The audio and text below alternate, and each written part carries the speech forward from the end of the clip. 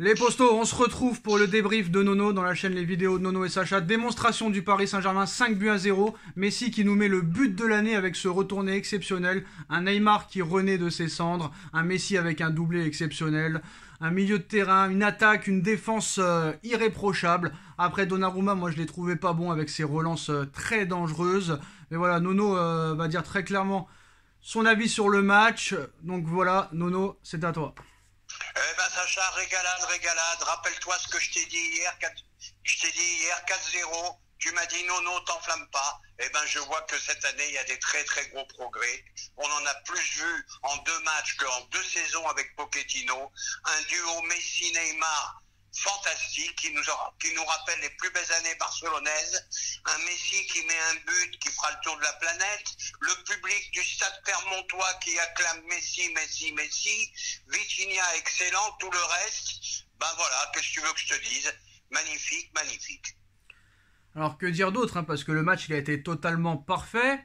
On pourrait parler de l'homme du match, hein, Neymar, Messi, Neymar. Bon, moi c'est très compliqué.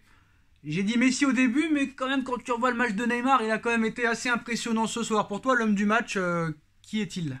Ah, on va dire Neymar d'un doigt de pied, quoi. Mais vraiment, on a retrouvé le duo de Barcelone.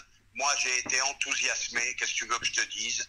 Et puis voilà, quoi. Hein. Je suis même un peu... moi, quand le public clermontois a acclamé Messi, j'ai dit là, vraiment, il se passe quelque chose et j'ai eu des frissons. Hein. Alors, c'est bravo, vrai que monsieur Galtier. Non. Et tout ça sans Mbappé.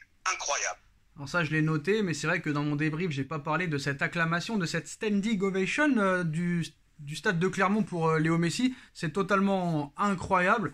Mais franchement, ce qu'on a vu ce soir, parce que je sais, il y en a qui vont dire que c'est une équipe très faible en face, mais quoi qu'il en soit, l'année dernière, t'as rencontré des équipes très faibles et jamais t'as joué comme ça. Et très clairement, moi je dirais pas bravo monsieur Galtier, j'irai pas jusqu'à là parce qu'avec ces joueurs-là, c'est normal de faire ça. C'est normal. Pour moi, c'est normal. Surtout contre des équipes comme ça. Mais c'est vrai que quand même, ça commence bien. On peut pas dire le contraire.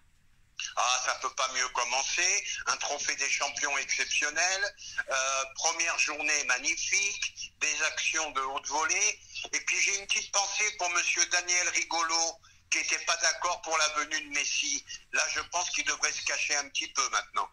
C'est pas pour le défendre, Nono, mais le problème, c'est que tu vas trop vite en besogne.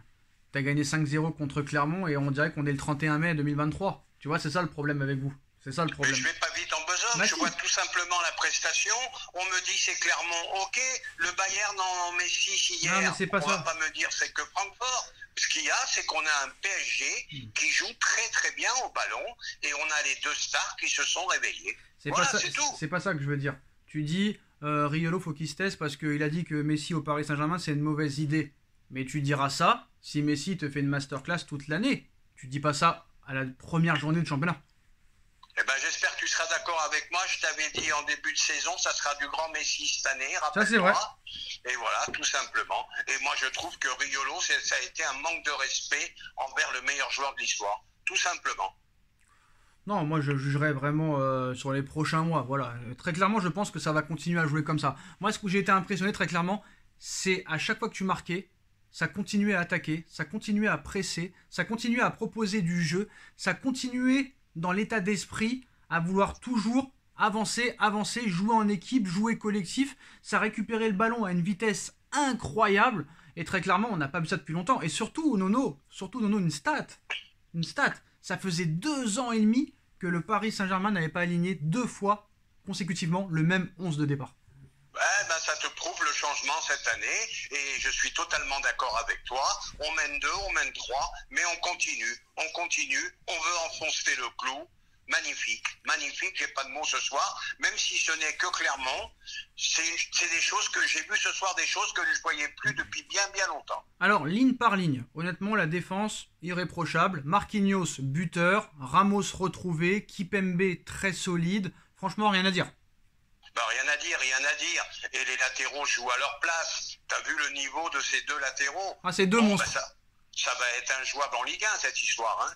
Alors, ces 2 monstres, et en plus de ça, ils jouent très clairement dans leur rôle. Et ils avaient joué comme ça dans leur précédent club. C'est comme ça qu'il fallait faire depuis le début. Un aveugle l'aurait vu. Eh ouais, l'aveuglement de Pochettino, incroyable. Alors, Un Nuno Mendes avec des jambes de feu, un Hakimi retrouvé. un Ramos. Bon, ben, j'espère que ça va durer. Vraiment, quel charisme ce mec, un patron. Bon, ben, je sais pas quoi dire d'autre. Hein. Qu'est-ce que tu veux que je te dise? Moi, je sais quoi très dire. bonne pioche, le petit Vitinha, le portugais. Alors, on va parler de Vitinha, mais pour finir sur la défense, c'est aussi les changements. Les changements de Galtier qui sont très cohérents et surtout très intéressants. Pas à la 94e minute, comme un certain l'a fait l'année dernière. Il voit que Ramos est quand même encore un peu fragile, il le sort à 25 minutes de la fin, il fait rentrer Mukiele, c'est parfait. Mukiele, c'est un monstre physique. Est-ce que tu as vu le physique de Mukiele? Impressionnant. Ah, hein. oui, tout à fait, tout à fait. Un monstre. Vitinha, bon, il a pris un petit jaune, mais c'était pas mérité. Verratti, très très bon, hein, exceptionnel ce soir. Bon, toujours à parler avec les arbitres, ça, il pourra pas s'en empêcher, c'est une drogue.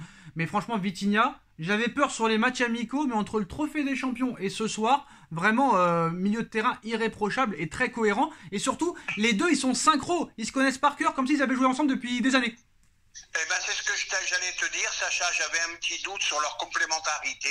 Et ben, finalement, ils sont très, très complémentaires. Ils puent le football tous les deux. Super, super. La rentrée de Leandro Paredes, très intéressante, hein, qui serait en partance pour la Juventus. Faut-il garder Leandro Paredes, qui est passeur décisif, hein, sur le but exceptionnel de Léo Messi?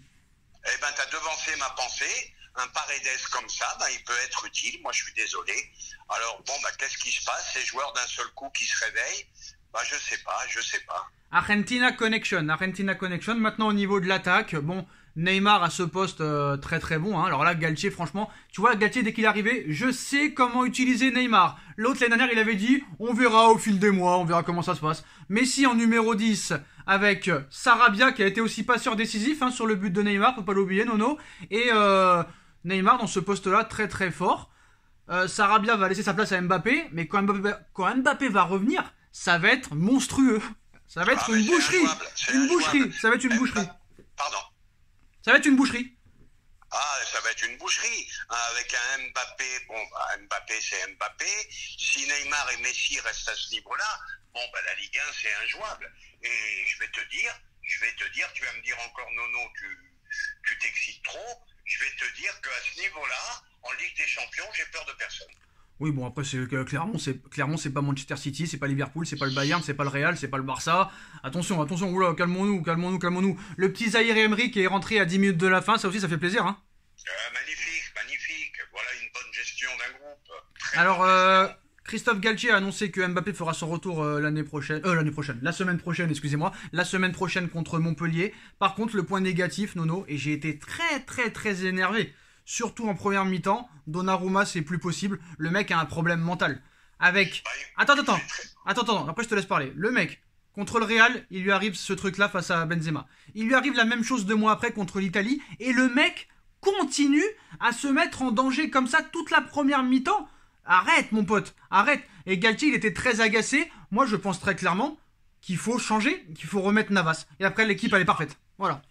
Eh ben, c'est peut-être le seul point négatif ce soir. Ah, c'est un gros point. Je ne sais pas ce qu'il attend pour relancer.